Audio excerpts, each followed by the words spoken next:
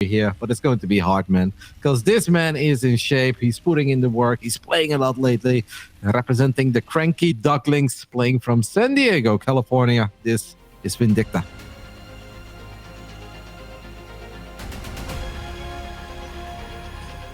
And his opponent spawning in the top left position as the blue Protoss player. He is PiLiPiLi.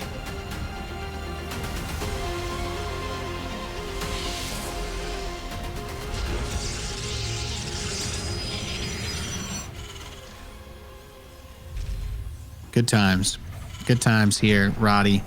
All the SC2 going on, and of course getting into the playoffs next week, and then Atlanta to round everything off for the year here in StarCraft 2. Constant flow of games, never a shortage of competitive play to watch, as Vindicta's going to go for that double gas follow-up to the barracks first inside of his main base, and checks the back pocket base as well, just in case there's anything cheeky hidden there. A couple Protoss players on the ladder will definitely catch you off guard if you're not scouting that spot every now and again.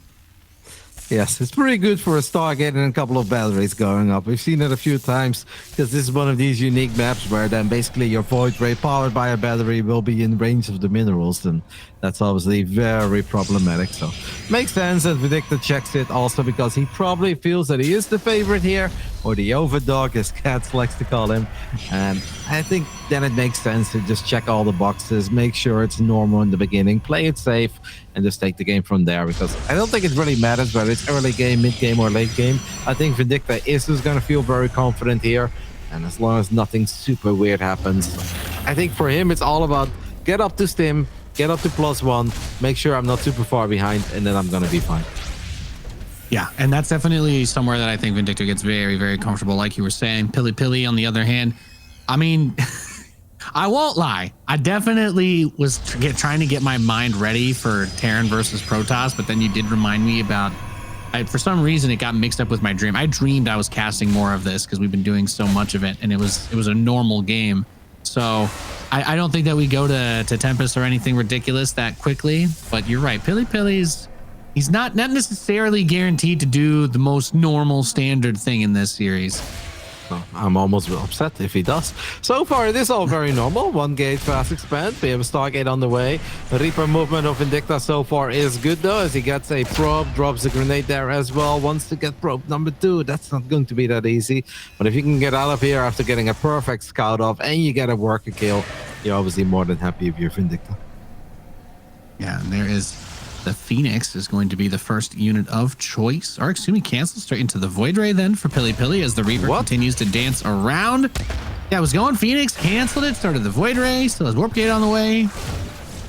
I mean, that's a lot of things, Nate, but that's definitely not standard. Almost no one makes just a random defensive Void Ray. Void Ray is one of these emergency units. If you have to go up against Marauders early on, or you feel like it's a one base all in, and getting a Void Ray makes sense, but going for a Void Ray like this, just completely defensive, is super bizarre to me.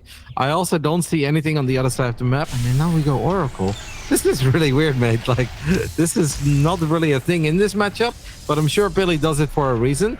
And now I hope that we can find out what that reason is. Unless he is like misreading this game completely, and he thinks it's a one base all in, but the double gas factory is pretty standard in this day and age. So after what he scouted, he shouldn't be too concerned about one base on it.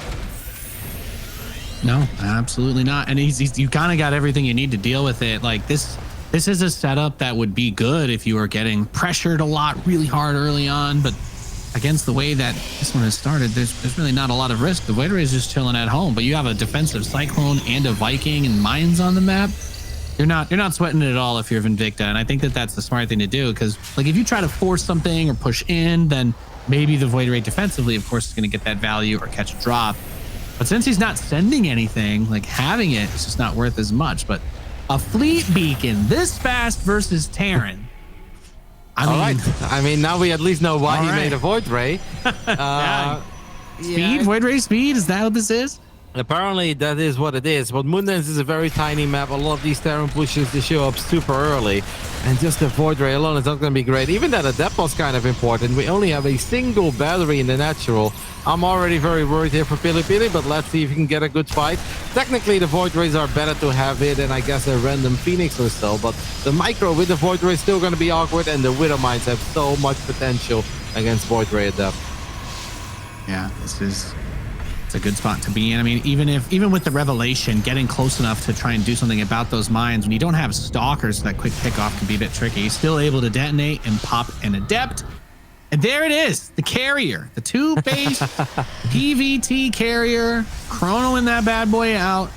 Definitely, like okay, but isn't there supposed to be AoE to deal with the Marines? I feel like this should just be like Vindicta sees this, realizes what's happening, and just goes reactor, just mass reactors, pumping out bio, and yeah. Yeah, technically Mass Marine would be totally fine here. Now, obviously, there is a pocket expand, and maybe Pili will eventually sneak out a few Colossus to deal with Marines, or he will go disrupt this. At this point, we still don't have a robo. Vindicta throws down a scan, and at this point, he's probably chuckling to himself. He's like, really? What? Double Stargate Fleet Beacon carrier production. Marine Mine is totally fine here, but it is important that you don't run into too many static defenses, that you take a very bad fight. But Vindicta has experience in dealing with this, and as long as you stay out of range, just pick up the interceptors one by one, you should also be fine by just pumping nothing but Marines. Yeah, and there are 3 shield batteries. Let's not forget, you know, with the overcharge and a bunch of adepts, that's a lot of bonus light damage against the bio. And if he's not careful, these Widow Mines can actually kill the Marines more than anything else. So I think that's maybe the biggest liability is getting pushed back into that. But being careful about when that first stim pops out is also very crucial. So far, the Widow Mines just firing at the interceptors. Now the Marines staying at range. I was saying, oh, because there was an Oracle with a lot of energy in the main base of Vindicta, who didn't even have a turret. Had absolutely no anti-air, but the Oracle just kind of turned around, went back to the left side, and now it shows up in the natural again. Like, if there's a world where this Oracle kills 10 SCVs, then suddenly this push becomes a lot more important. Vindicta is definitely having a hard time at this point, but the carriers are very, very low in interceptors. But I gotta say, the Marine count is not overwhelming at this point. No, I got him down. I think he's kind of just been farming the interceptors, but it's not that point where he's mining out to cause enough damage to end it. And with the number of shield batteries there, and even with nothing to attack with, the carrier itself has a pretty respectful amount of shields and hit points. So it does take a little bit of time to punch through that. And this might be one of those scenarios where PiLiPiLi's strategy revolves around, okay, yeah, well, if you try to kill me, you're just going to overextend because I'm willing to commit everything to the defense. And then we get to play my game, and it gets complicated quickly. You were mentioning the possibility of Colossi. Well, there's a Robo Bay, so just pure Marine alone can get tricky. And unfortunately, he got such a jump on him with the air upgrades too. +1 is about to finish. Yep. That Oracle is now going to fly into the pocket expand. There is absolutely no anti-air there either, so this Oracle could kill a lot of SCVs, and that would really make life very awkward for Vindicta. As we do activate Pulsar Beam, 3 SCVs have fallen, but he could have done this earlier. And imagine if you kill a bunch of workers while Vindicta's only at 45. That truly hurts. Now it hurts a bit less, and I gotta say the damage in the end wasn't all that big. But yeah, Vindicta thought he could just overrun PiLiPiLi, but in the end the defense of the basic gateway units and the carriers was good enough. We're gonna get some Colossus now on the field too. Vindicta does have 6 Marauders though, and the Marauders in general, they only serve one purpose there, and that is soak up those laser beams of the Giraffe, and obviously if they can get in range of it, those Marauders, if they can get close to Colossus, are obviously very good against it. I didn't see this coming, Kev. This was not what I pictured in my mind for the 9.5 minute mark of this game. Liberator is going to try to go for some cheeky harass. To no one's surprise, it's a cannon, but it can be bypassed. So the Liberator will run forward, and maybe the hope here is to try and bait enough of the units back that he could try to pressure the front again. But if you're PiLiPiLi, and this is the weird thing about StarCraft, because we talk about how, if you're trading a lot, then yes, with the reduced mineral count and Legacy of the Void, the whole point of that was to try and make people expand more. But there's still enough resources on these couple of bases to get to that like 160, close to 200 mark, just on that alone, and then you use that to take the fourth and slowly crawl out, because obviously the carriers are strong. And I mean, the only thing he really needs to do is start his +2 air for those bad boys and just keep pumping out the Colossus. Upgrades are so freaking important for all these interceptors, and it's indeed a bit of a missed opportunity. I even think that +1 air weapons, as quick as it was, he could have fired that up quicker, but there is a world where he already has +2 done now, and then you would actually absolutely love this game for him, because that's just a ridiculous amount of carriers for a PvT in an 11-minute game. We're looking at 7, as he's now going forward. Vindicta is setting up a tiny drop. The army of PiLi is very immobile, so just 8 Marines in the pocket expand or 8 Marines in the main base, avoiding these cannons would honestly be very annoying for PiLi to deal with, and that could open the doors for the main army of Vindicta to get some stuff now. Now there's the drop in the back. There is that photon cannon, so no battery to keep it charged up, so that gets picked off. And gotta be careful. Interceptors are gonna come out. Gets one of the liberators, overextending just a smidge there as the Void Ray heads over to stop that. I mean, you can fight the one Void Ray with just these Marines, yeah. Yep. So unfortunately drops them. Void Ray is okay, does pick that off, able to get the Zealots without charge. They do suck against the Stim Marines, so some more probes will get killed. But PiLiPiLi, he's building up that big snowball army. He's basically just saying, look, the Colossi are going to vaporize any Marines that you have, and the carriers will kill everything else. And then let's not forget, of course, that the carriers will still damage the Marines too. They just have a tremendous amount of support. And I think rounding out these types of army compositions for Terran is so tough, because he's got 8 Marauders. And yeah, you feel like they're useful, but the actual Marine count itself is just not that high. He's got 31, but 16 of them are going into PiLiPiLi's base. And we have a lot of Widow Mines, and this should technically not be the moment where Widow Mines are incredibly useful. Now, of course, if they fire at a bunch of clumped up interceptors, they'll be fine, but the Colossus should just be able to pick them apart from afar. And this is really going to be a very difficult defense for Vindicta, as he's going to try to gun down these interceptors. The Widow Mines kind of did their thing there. Only 7 interceptors are left. The ground army is obviously not that great, and the Widow Mines did somehow take care of all the interceptors. And now the carriers are running back. It's still not like that amazing, because it's not like we killed any carriers. Maybe one. Okay, Vindicta gets one in the end, and that honestly was pretty good. And we do have a double drop in the natural. That is amazing, especially when you kill the Robo right before that one Colossus comes out. Void Ray goes forward. Carriers are doing whatever they can to get their interceptor count back up. That honestly looked very scary. Great hold by Vindicta in the end, though. Yeah, that was a fantastic hold by Vindicta. The other side of this too, +2 is actually finishing up for the Marines. So he's going to have that extra damage that he can use. And I think that not going for the +2 air on PiLiPiLi's part really impacted that, because his +1 armor for the infantry was done when that attack came. So he wasn't really able to benefit, and the damage just didn't end up being enough. And like you said, the Widow Mines killed a lot of interceptors this game. 100 interceptors have already died. So lots of bleeding out being caused by the Terran.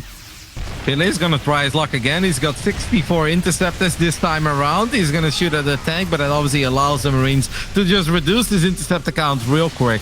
And this is where normally as a Protoss, you'd love to have a couple of disruptors in the back to just at least force the buyer to run away.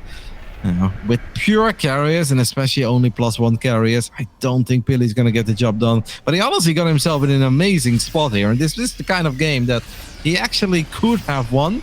But now it's starting to look pretty bad, as we have a few more Marines unloading in the pocket expand.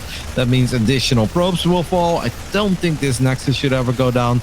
I mean, Marines are good, Nate, but they shouldn't be that good. No. Well, I think you say that. Three Marines killing a Nexus would probably be the least surprising thing that's happened this game. Medevac will get killed there by the carriers, rather. He still got 9 of them. I think this is actually something that I really like, that he's gotten all these ghosts. You know, they don't take the bonus damage from the Colossus. They do bonus damage to the interceptors. And EMP is just one of the best abilities in the game. Just obviously for Terran versus Protoss, it's necessary. And there's a ton of shields on all of these carriers too. So really helping with that. And I still think there's the question mark of like trying to push into this and attack, because as long as PiLi is expanding and using a lot of batteries and whatnot and continues to lock things down, it should still be hard to fight head to head. But so far so good on Vindicta's side of things. Vindicta is playing it very safe on his side of the map. He's got a lot of defensive turrets now. I think that previous scenario kind of scared him, where he's like, well, did get carried away early on? Did I try to kill him when he didn't have to get killed? And am I now suddenly going to lose that first game? Well, that didn't happen, but I definitely think it put some fear into his heart. So he's like, all right, let's play it slow and steady. We're now looking at a grand total of 7 turrets defending that planetary fortress and the entrance into the natural. And Vindicta basically says, all right, let's just get 3-3, get a few more Vikings, Liberators, and take it from there. Yeah, we'd love to see it. And the +2 attack is finally coming in for the air side of things for PiLiPiLi, but the Marines are about to have +3 attack. And it's probably worth mentioning, this might be one of those situations where you would want to have the air armor, because the interceptors benefit from it, the carriers benefit from it, and with this many Marines, that it's going to go from killing all your interceptors maybe like 5 seconds to 2 seconds with that upgrade discrepancy. So drop is going to hit the main base while this happens, gets tagged with the revelation, but that's not where the main action is about to take place. So the Liberators could be used to try to zone, but they also have that splash against the interceptors. Yeah, the tanks are very useful here as well, because the tanks will kind of keep the disruptors at bay, and that's going to provide some much needed safety for your bio. As this drop in the main base is just excellent, as Vindicta gets the robo away, gets one of the robos again for the second time in this game. And it seems like a few of the gateways will go down as well. And he's just going to start his own little turret wall. Why not? Carriers will absolutely suck against them. The Tempests have some potential, but I don't think the Tempest count is great. Well, we have 4 Tempests. Actually, Novas could have gone off there, but they did not go off. No, and well, hey, the missile turrets are going to supplement that. If you're maxed out, they deal damage, they don't cost supply. Definitely like to see it. It also is just another great reason to have those SCVs towards the front to help repair and keep the Liberators standing.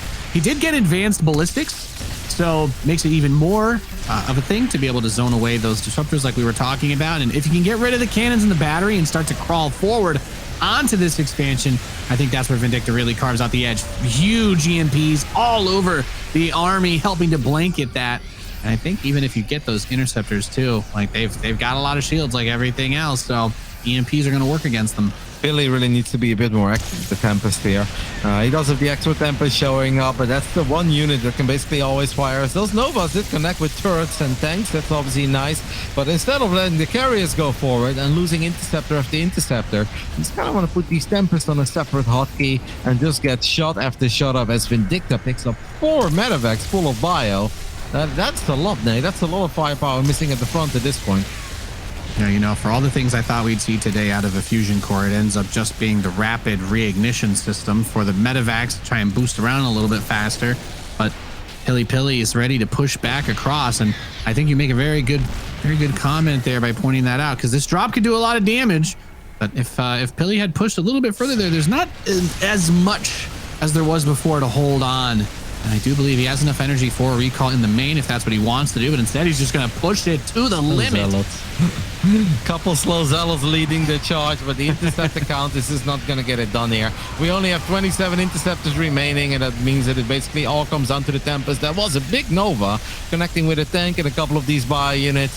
The Philly is just closing his eyes and pretending that the drop in the main base is not happening, as we have a few more Novas. Nice splits by Vindicta there, though, in the end. And at this point, it really feels that it's mostly the Tempest, as the interceptor count is at 10. That's absolutely nothing. We almost have a carrier for every single interceptor. Well, he's still kind of doing all right, but the problem is that Tempest is just so freaking slow in killing everything back home. Yeah, and I think that trying to target the planetary with the carriers is a bit of a mistake, because building armor is done. So that's weirdly enough, that just turns it into a super tank against those +2 carriers. So he was able to stall out a lot of it, and I think if he still gets onto the production of Vindicta, there's something to be concerned about. But PiLiPiLi has no production. It's all gone. I think that somehow the robo was left untouched in the main, but that's it. Yep. No, it really is kind of just go time. And I guys understand that Philly wants to take a split second because he wants to get his interceptor count back up. And it's kind of back up right now. Like, it went from 10 all the way up to 47. So Pili is absolutely allowed to dream once more, as he is right where he wants to be. Vindicta loses one of these very important starports. We're looking at 31 Marines, 3 Vikings, 3 Liberators. And this is going to be another very close fight. And it's really all about where these interceptors go, or where the Novas will land, as one Nova does go down the ramp. We see EMPs going down again on the interceptors, and once more all of them have been obliterated. Yep, that means that the guy with the gun can just hunt down all these Tempests. Now, Tempests do have a couple of sweet spots to be in here, but it just takes forever for these Tempests to do their thing. Yeah, and that's a brutal spot. Weirdly enough, it's like he's every time that these lulls happen, using the geometry of the map to get away, he does have minerals. Like Pili's problem is mostly that the Stargates are taken off the board, and the Cybernetics core that's halfway through researching +3 is still there. So he's going to repower that, and I mean that's an upgrade. He's going to say it. It'd be pretty crucial for him to finish that +3 in the middle of all of this if he wants to find a way to win. Pili had a Colossus rallying to the bottom right side of the map, and it just run through 4 turrets on the right side. So the turrets did actually pick up a kill, and they got the Colossus there. But yeah, with all this time going by, we have another wave of the carriers actually being very intimidating units. We're building 9 intercepts at a time. That base on the left side is basically the only real mining base. There's one Colossus keeping it safe, and that's very important here, because Pili cannot lose mining on this base. Otherwise, if he loses then the interceptors, he will never get them back. Vindicta realizes, like, damn it, there's a Colossus, and it may not have any upgrades, but backed up by cannons and batteries is going to be okay.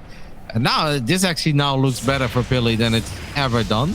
Even if Vindicta is building 4 starports on the top right side, like, this army right now just needs to stay busy. Just keep on the move, check to see if there are any extra bases being taken, and then there really is a shot for PiLiPiLi.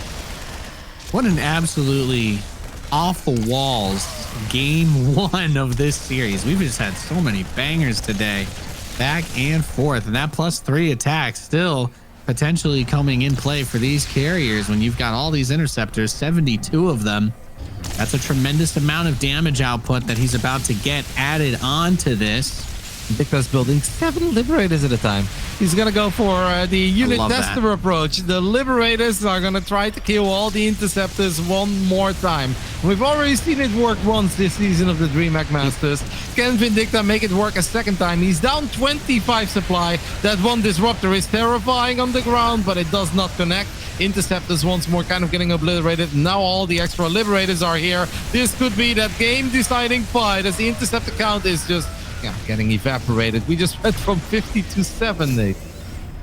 It happens so fast, and that's that weird side. He has +2 ship weapons, so the Liberators actually deal pretty decent damage. There's no armor to help sustain these blows from that splash, so Disruptor's gonna hit a nice shot though in the middle of the bio. 6 Interceptors are being rebuilt at a time, but retreating to the photon cannons, retreating to the shield battery is going to get PiLiPiLi the edge on that trade. And here's the hard part. You're building the Liberators. You love to see it, but they have a very short range, so they're always going to be committed. They're going to die very quickly. And he's not building Medivacs if he's building the Liberators, so a lot of very weak Marines trying to find somewhere to hole up. One of the starports is going to go down. The good news for Vindicta is that he's got 4 more on the right side there. And Pili's army is just not great in killing buildings quickly.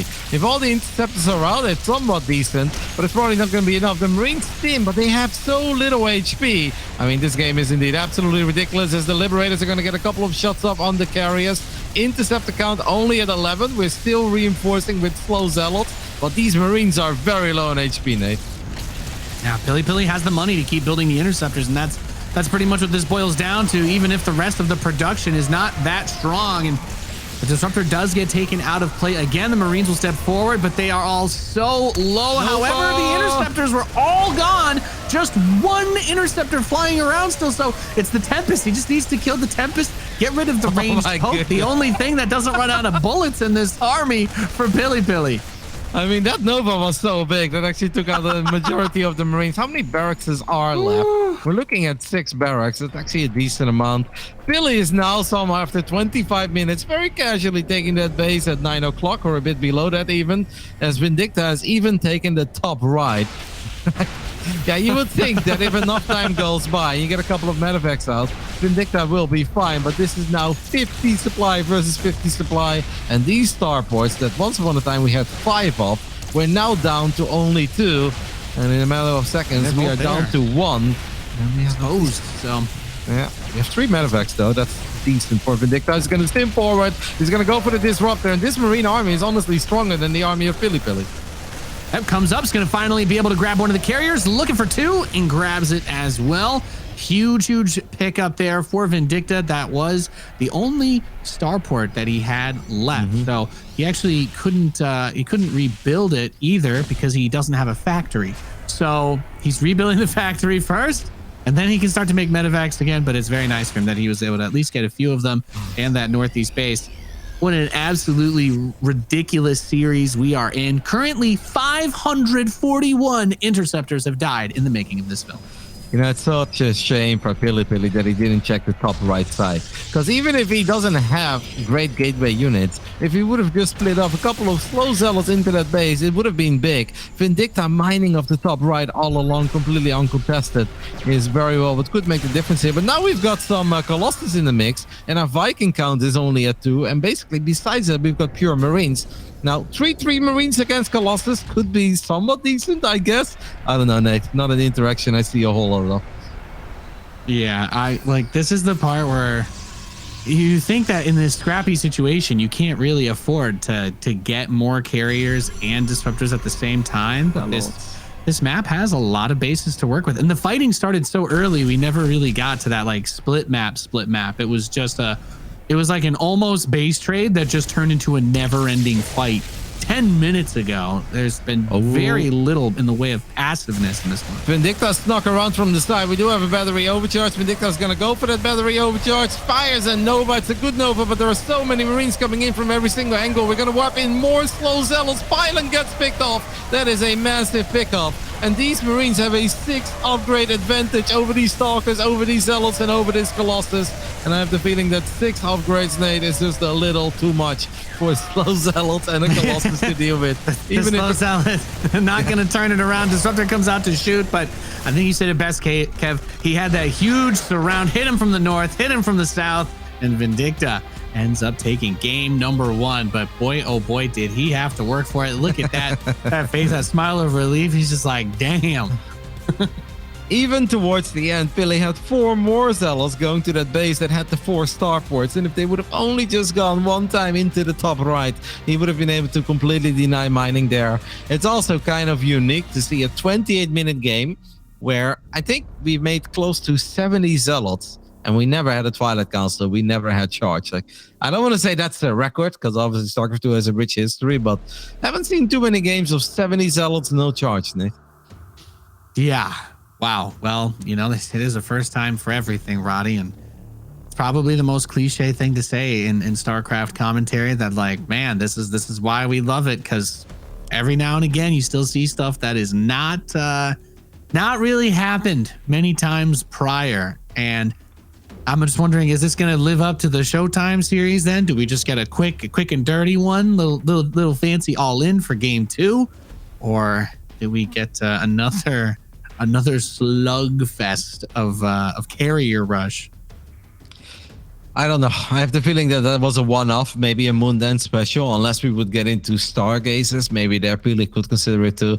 I don't even know where to start to summon up that game. It started off with the Void Race that kind of worked out well against the Viking Cyclone Widowmine Marine push. Then we went into carriers very quickly. They weren't supposed to be all that great, but then there were chances. We had that crazy hold by Vindicta with his Widow Mines where he blew up all the interceptors, because at that point, you mentioned it, the Marine count wasn't even all that high. And then the game just turned absolutely bananas, where both players could have won and lost it a couple of times. But quality NA StarCraft, Nate. That's the best way to sum it all up, I guess. That's true. Anybody tuning in to NA StarCraft, you see that is what you showed up for. So enjoy it, because it's you're definitely not going to see that in many other places. So I think we're getting the lobby together. It's going to be inside and out. So like you were saying, Kev, no pocket base here should steer us to something less crazy, or maybe more crazy, but just shorter. I don't really know. I feel like Vindicta will try not to let his opponent drag it out to that degree again. But that's also part of why that game went so long, because he did force it a little bit early. He tried to push into the carriers and the Colossus with the shield batteries, and as soon as that first bio wave died, you know, PiLiPiLi just put it on cruise control until he was maxed out. Yep. Almost, Nate. And if he indeed would have only been a bit more on top of the air upgrades as well, which is once more so freaking important if you're playing carriers. All the little interceptors, they attack twice, so these upgrades, they skill like no tomorrow. I think 1 or 2 fights would have gone absolutely different if he would have had +2 earlier, or if he would have had +3 earlier in the end. Well, game and a half. Vindicta had to dig very, very deep, but in the end, he got the job done. You could see his reaction. He was laughing. Probably couldn't quite believe what he was just part of. Well, he's like, damn it. I just want to be solid, straightforward, normal. Like these top tier EU boys or the Korean Terrans. I know I can do it. Why do I get dragged into these NA clown fiestas? But he was a part of it. Indeed he was. All right, we're loaded in. Game 2 is starting. Hold on to your butts, ladies and gentlemen, as we are here on Inside and Out in the Northeast. We have the red Terran player repping the Cranky Ducklings. He is Vindicta.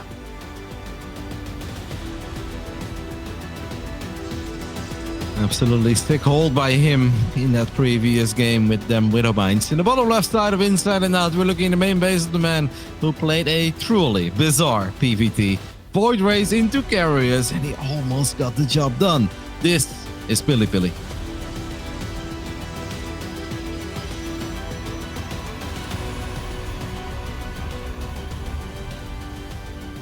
Whew.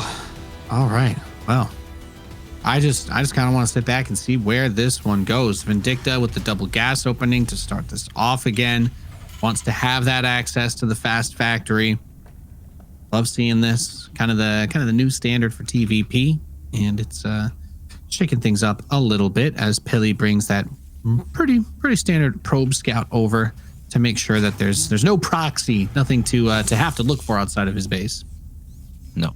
Everything seems to be somewhat normal, but everything seemed pretty normal in that previous game until we saw that 4-minute fleet beacon go down and the Phoenix. It's like, all right. The Void Ray first. Well, it was a Phoenix first, right? And he's like, oh, Phoenix. Okay, maybe we go some Phoenix Zealot. I'm kind of a fan of that. Or just Phoenix Colossus. It's always pretty good. Then he's like, nah, just kidding, guys. I'm not going to go Phoenix at all. Void Ray, baby. Vindicta is going to get a bunker up, and these bunkers, Nate, have been very, very successful over the past few days. If PiLi doesn't pick up on it quickly, and this probe is actually not checking for it yet. Yeah, we've seen this be devastating with some of the ways it's just kind of pulls those Protoss units somewhere that they can't really defend the front, and the double Reaper single Hellion open. I love that. I'll be honest, Kev. I'm not a good player, but I like doing that in the early game for that pressure. And now it's just like a thing that people use to get these early wins. And that bunker finishing up when PiLi discovers that, it's going to be very annoying. The Reaper will happily poke away at this pylon until a unit arrives to push it back. So PiLi will soon find out it's not going to be that easy to cruise into that 2-base setup. Nope. So the best thing that PiLi can do right now is just build a battery immediately, but obviously make sure it's out of range of the bunker, and then you can chrono boost out another stalker. And as soon as you have 2 stalkers and there's only a single Reaper in that bunker, we are kind of fine. But it's not going to be a single Reaper. There is a double Reaper already making its way to the bunker, and Reaper number 3 is in production as well. And that's where this can get very, very annoying, and we could actually potentially need even 2 batteries, as the second Reaper did try to get lucky in the main base, but PiLi left a unit behind. But now PiLi will also know, like, hey, wait a minute. This is actually pretty serious. It's not just a single Reaper. We're looking at multiple Reapers, as that Reaper is going to make it into the bunker as well. And triple Reaper in a bunker, Nate, is actually going to kill stalkers. Obviously, even if there is a battery, you can use battery overcharge, but eventually you run out of energy. There is a Hellion on the way as well. This is going to get gnarly, man. This is going to get very, very gnarly. Yep, the Hellion can just run right on through to the main base. The Reapers and the Natural are doing their thing, of course. And if he can get a couple of shots lined up, it's 3 hits for a Hellion to kill a probe, but you spread that damage out. And well, the Stalker is going to be able to prevent it from doing too much. Just do, but there's still the 3 Reapers and a Natural. And now the probes are getting pulled to try and help deal with this. Oh my I think goodness. this is where maybe you target fire their probes. Well, he's going to get the stalker. I guess he's not worried about it. If the stalkers die, then the SCV can kind of repair, and the Reapers will kill everything else. I mean, this is already so much damage. 2 stalkers have died, despite the fact that we had an overcharge. 5 probes have fallen, make it 6, and obviously Vindicta ain't done yet. Make it 7. Nice grenades, man. The Reaper micro with the grenades has honestly been very, very sexy. He booped them over. Little fighting game move there. And he kept doing that as well when he was still in the bunker. Just by throwing the grenades and moving the stalkers out of position, he kept on reducing the DPS. And the follow-up is Cloak Banshee. And PiLiPiLi is going up to 3 bases, but he doesn't even have a robo yet, Nate. Now, this is actually some filthy micro out of Vindicta, getting a tremendous, catastrophic amount of damage. Very few Protoss players on the ladder are going to take a beating like this and think to themselves, yeah, I'm still in it. No, I mean, Blink's going to finish. He's going to want to go across map. He's going to want to try and do something, maybe. But what it's actually going to be is Cloak Banshees rolling up and it's saying, where is that Robo? Because I have a feeling you might want to go Stargate. And he is going to go Twilight Robo, because obviously he has the Blink. So with that, maybe he won't be too vulnerable. But otherwise, he's very well defensively set up. Yeah, the Stalkers are really not going to get a lot done. Does he see that Banshee? I don't think he did. He's going to try to get lucky, but full wall off and a tank already sieged up means that 4 Stalkers will get nothing done. This is also not one of these games where we at least have a shield battery in the main base. We have a battery in the natural. That's not actually covering every single pro, but at least the vast majority. Does seem that Vindicta is going to wait for double Banshee, which honestly works in favor of PiLiPiLi because he doesn't even have a finished robo yet. That Banshee just kind of stopped for a bit in the top left side. Will he chrono boost out on Observer immediately? Yes or no? So far the answer is no. Now the answer is yes. That is big and actually gives Pili still a bit of hope. Regardless of Observer or not, he's going to end up losing at least 5 probes to this Banshee. That's inevitable, but yeah, not bad. At least we have an ops. Yeah, and the timing of it does work out that the Observer is finishing. Like maybe he wanted to send it across to scout, but the Banshee arrives at a time where he can still change course before it's too far. I do think down the stretch, those Banshees can continue to be annoying because weirdly enough, we don't have the Stargate this game after it being the primary focus of map 1. But with the shield battery, you know, one Banshee can kind of be at least stalled out for reinforcements to come in and try to help. But some of these probes maybe a little bit too far there. As Banshee number 2 will have to go home. Honestly, it wasn't all that bad. We lost 4 in the main and we lose 1 in the third, so it is 5 in total in the end. But that could have been devastating. If that first Banshee would have gone into the main base immediately, it would have taken so freaking long for that first ops to show up. But that doesn't really change how this game is going. Vindicta has honestly just been playing an absolutely amazing, sexy TVP. He's on top of it. He still has all the opportunity in the world to deal more damage. And the only thing that I guess Pili can hope for is indeed that Templar Archives to come online. We're going to chrono boost out Storm and land a couple of absolutely amazing Storms. But that's legitimately the only thing he can hope for in this game. Yeah, needs something that can get that crazy efficiency to bring him back into this, because you've just got so much firepower in this army. And Kev, he's not going to have time to get Storm out before this hits. He does immediately begin it.